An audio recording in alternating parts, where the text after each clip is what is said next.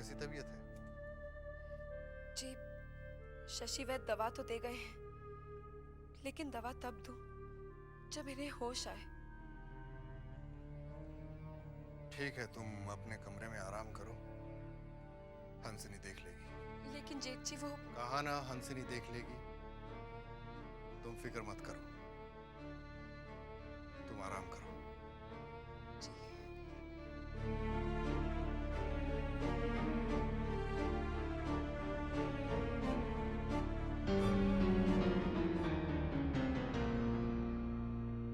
बड़ी माँ, क्या हुआ री? पता है मजले बाबू हंसिनी को हवेली में लेकर आए हैं। क्या? हे भगवान, ये मजले को क्या हो गया? कहीं फिर से ना अनर्थ हो जाए। हंसिनी, संभालो इसे। आप बिल्कुल चिंता मत कीजिए, अब मैं आ गई हूँ ना, दीदी ठीक हो जाएंगी।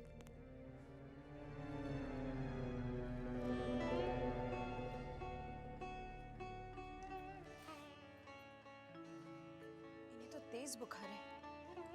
सुनो, जल्दी से बर्फ लेके आओ, मैं पट्टी कर देती हूँ।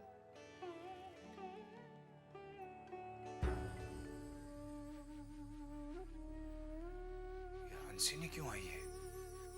साले साहब जानत हो, ये मजले बाबू हंसिनी को मजली बहुरानी के देखभाल के लिए ही लाए हैं। एक बात बता बंसी, का?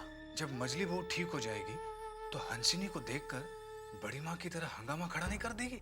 ये तो मजली बहू के ठीक होने के बाद ही पता चलेगा। आप जानत हो साले साहब, जब हंसिनी पहली बार मजले बाबू की जिंदगी में आई थी तो हमको अच्छी तरह से याद है कि महीनों तक मजले बाबू पलट कर भी मजली बहू की तरफ नहीं देखे थे। क्या वो कहीं बाहर से आई थी? हाँ, बनारस से कलकत्ता आई थी एक महफिल में मुजरा करने अपनी माँ के साथ। मजले बाबू भी वो महफिल में गए थे। मजले बाबू ने मुजरा देखा और हो गए लट्टू। फिर क्या है, जैसे मुजरा खत्म हुआ, सुना है कि मजले बाबू खड़े हुए और मांग लिया हसीनी को उसके माँ से।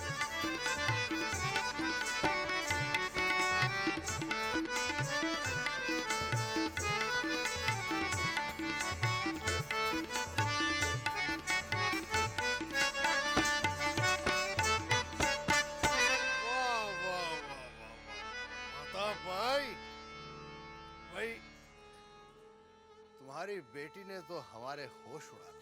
क्या बात है। ये तो हुजूर की मेहरबानी है, वरना मेरी बेटी किस लायक।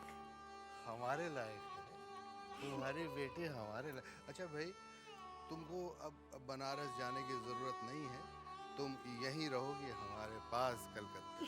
हाँ। अचानक साल भर के बाद हंसिनी की माँ बीमार हो गई और वो भगवान को प्यारी हो गई। बस फिर क्या था, हंसिनी हो गई मजले बाबू की जायदाद। अच्छा साले साहब, चलते हैं, देखूं जाके मजली बहू को होश आया कि नहीं। हैं? ठीक है, जाते हैं।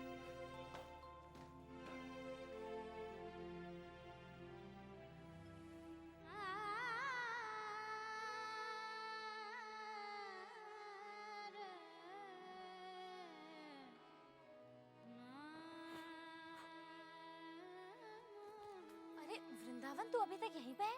गिरी को छोड़ने नहीं गया? अरे छोटे बाबू आते होंगे, अगर उन्होंने गिरी को देख लिया तो मुसीबत खड़ी हो जाएगी। जा जल्दी जा। और गिरी कहाँ है? वो सीढ़ी पर बैठी है। गिरी, गिरी,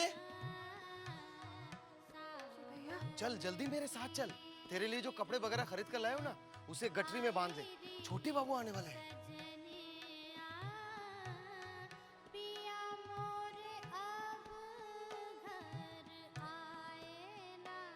जा वृंदावन, अब और देर मत कर।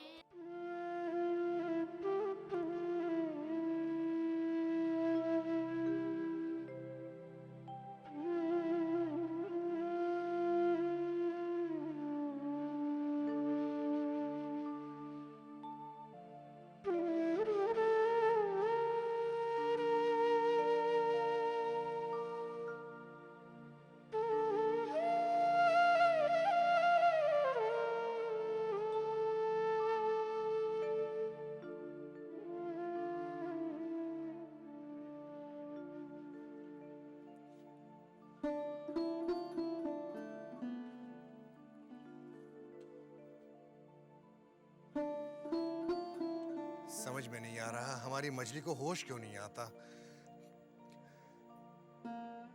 जानती हो हंसनी, हम तुम्हें यहाँ क्यों लेकर आए हैं?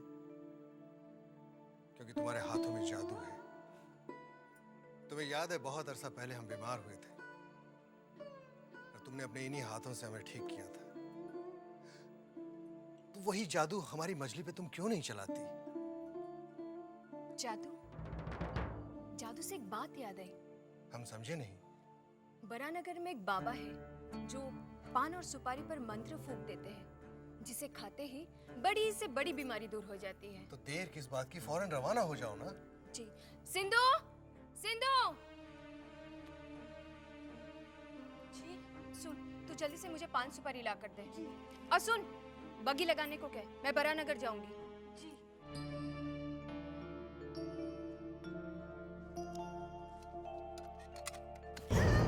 राम राम राम राम राम राम राम राम। माफ कीजिए बड़ी माँ। अरे क्या माफ करना, अब तो मुझे 64 बार नहाना पड़ेगा। और तुझे क्या यही समय मिला था अंधों की तरह यहाँ से जाने का? विमला, विमला, जी बड़ी माँ। चल जल्दी से नहाने का पानी लगा। चलिए बड़ी माँ। न जाने कहाँ से सब आ जाते हैं।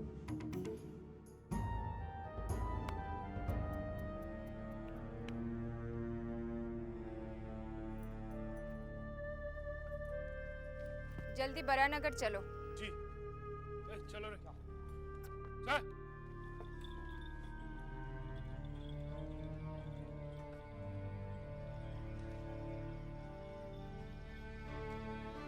मछली बहू ठीक हो गई क्या? नहीं, अभी कहाँ ठीक हुई है?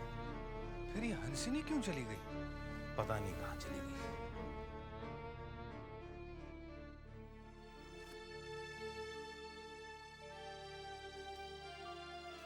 आपको पता है, मछली दीदी की तबीयत बहुत खराब है। पता चला मैं बंसी से। अब कैसी तबीयत है? अभी तक उन्हें होश नहीं आया है। डॉक्टर शशि क्या कहते हैं? उनकी दवाई भी असर नहीं कर रही। आपको उन्हें एक बार देख लेना चाहिए। हमारे जाने से उनकी तबीयत थोड़ी ठीक होने वाली है। फिर भी आपका फर्ज बनता है, उन्हें एक बार देख लीजिए।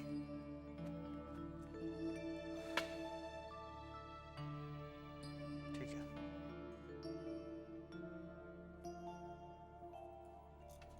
अब तक होश आया कि नहीं? जी नहीं, अभी तक होश नहीं आया है। भाई ऐसा क्या हो गया जब तक होश नहीं आया? पता नहीं, अच्छी भली थी, अचानक गिर पड़ी। हमें मंजले चाचा से बात करनी पड़ेगी। देखिए, अगर डॉक्टर शशि की समझ में कुछ नहीं आ रहा है तो फिर हमें किसी और डॉक्टर को दिखाना चाहिए। मछली भैया कहाँ है? बाबा, मैं आपके कहने के अनुसार 5 सुपारी लाई हूँ। बस अब इतना कर दीजिए कि मेरा पति मुझे प्यार करने लगे।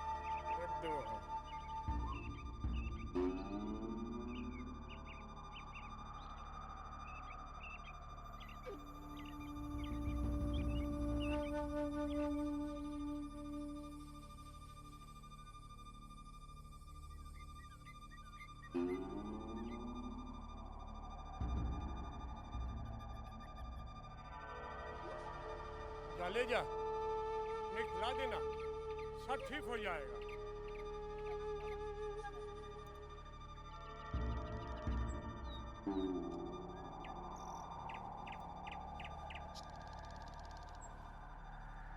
बाबा, मैं कल रात से यहाँ बैठी हूँ। मुझे सब मालूम है, तेरे घर में कोई बीमार है। आप तो अंतर्यामी हैं। मेरी दीदी बहुत बीमार है। घबरा नहीं, सब ठीक हो जाएगा। 5 सुपारी लाई है? लीजिए।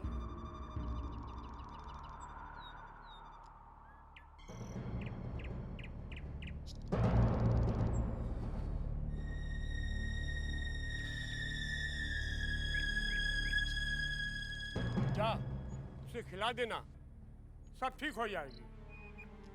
धन्यवाद बाबा। बाबा, आपकी दक्षिणा? मैं दक्षिणा नहीं लेता। जिस दिन मैं दक्षिणा लूंगा, मेरा सब कुछ खत्म हो जाएगा। बंसी भैया, मुझे लगता है वो वारानगर कुछ जादू टोना करवाने गई है। हो सकता है मजली मालकिन को मारकर खुद मालकिन बनने का सपना देख रही है वो। तुम लोग गलत समझ रहे हो, हंसनी वैसी नहीं है।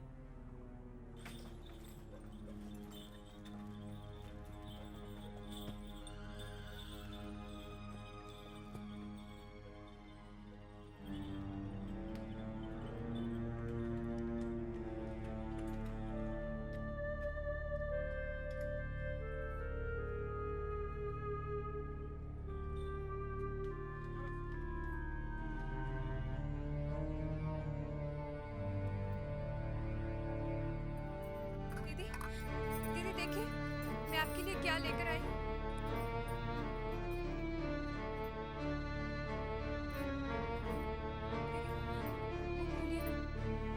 मुंह खोलिए, खाइए, खाइए। आप कुछ ही पलों में बिल्कुल ठीक हो जाएंगे।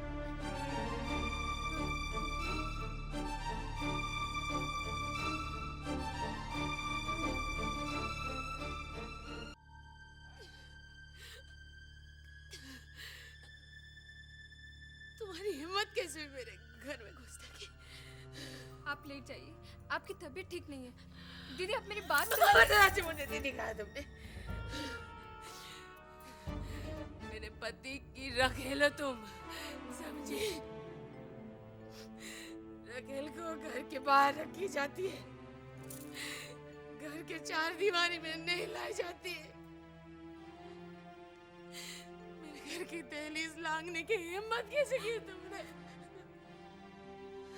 ये झूठे आंसू बहाकर ना तो मेरे दिल में कोई जगह बना सकती है, ना ही मेरे घर में। मैं तेरी चाल को अच्छी तरह समझ चुकी हूँ। तू मेरी जगह लेना चाहती है, हाँ? अरे मेरे जीते जी तो क्या, मेरे मरने के बाद भी तू मेरी जगह नहीं ले सकती। निकल यहाँ से, निकल जा यहाँ से सिंधु। इस मनहूस को निकाल यहाँ से। खड़ी खड़ी क्या देख रहे? चुप कीजिए, नीली मालकिन चुप कीजिए, निकाल इसे। बहू, इसे मनहूस कहने से पहले कम से कम सच्चाई को तो जान लिया होता। जिसे तुम मनहूस कह रही हो, जिसे घर से निकल जाने के लिए कह रही हो, जानती हो उसने तुम्हारे लिए क्या किया है? उसने तुम्हारे लिए क्या नहीं किया है? दिन रात तुम्हारी सेवा की, अपने रात दिन एक कर दिए तुम्हारी सेवा में। सोना तो बहुत दूर की बात है।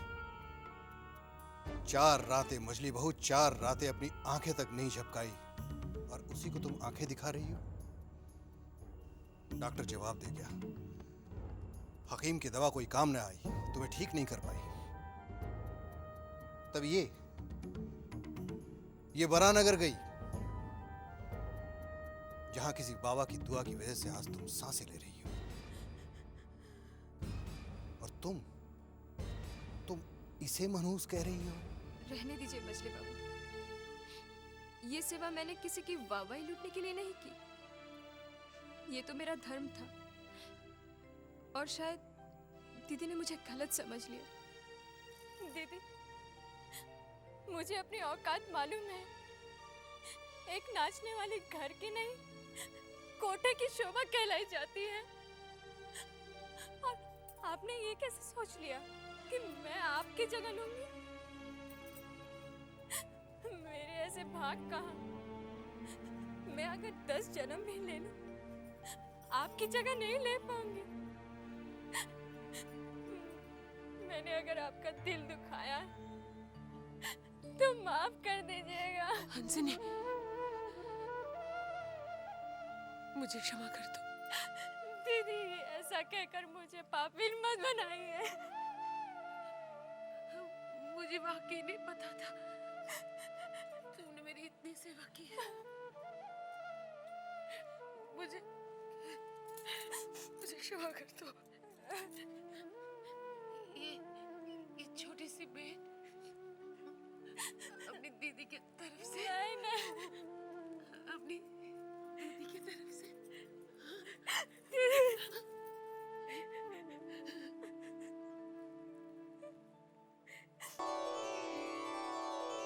छोटी बहू रानी, मजली बहू रानी एकदम से ठीक हो गई। यशोदा दुलार, तेरा लाख लाख शुक्र है।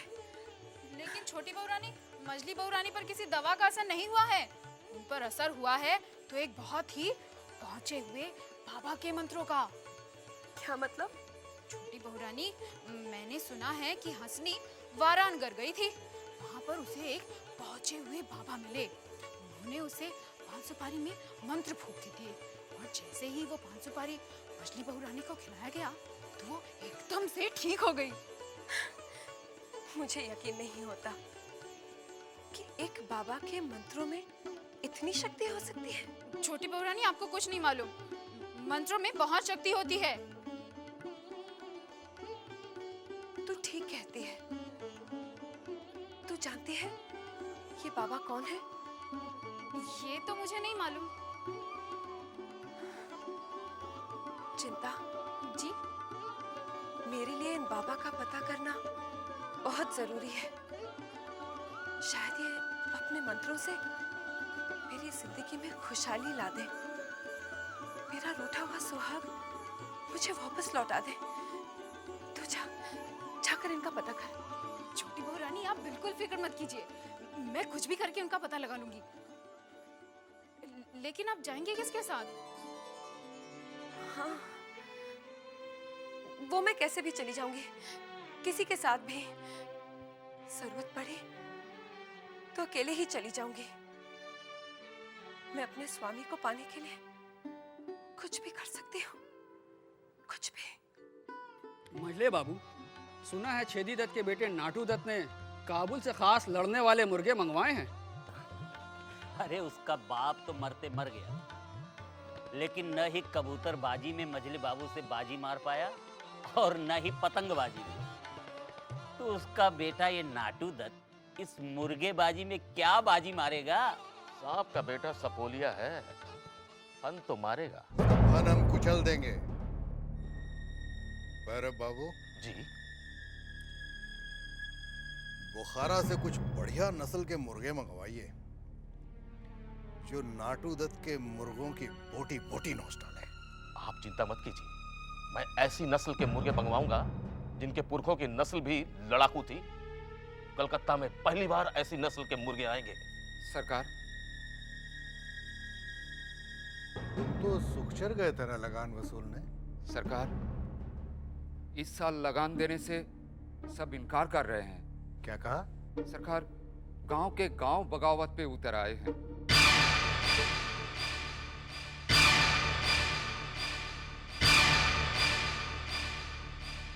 उन लोगों की इतनी हिम्मत? वो लोग ये कह रहे हैं सरकार कि इस साल उनकी फसल अच्छी नहीं हुई। वो लोग ये भी कह रहे हैं कि अगर हम जमींदार को लगान दे दे तो हमारे बच्चे भूखे मर जाएंगे। हमने किसी के जीने मरने का ठेका नहीं ले रखा है। हम हरगिज ऐसा नहीं करेंगे। फौरन हमारे सुखचर जाने का बंदोबस्त किया जाए।